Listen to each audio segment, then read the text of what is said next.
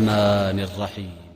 لا أقسم بيوم القيامة ولا أقسم بالنفس اللوامة أيحسب الإنسان أن لن نجمع عظامه بلى قادرين على أن نسوي بنانه بل يريد الإنسان ليفجر أمامه يسأل أيان يوم القيامة فإذا برق البصر وخسف القمر وجمع الشمس والقمر يقول الإنسان يومئذ أين المفر كلا لا وزر إلى ربك يومئذ المستقر.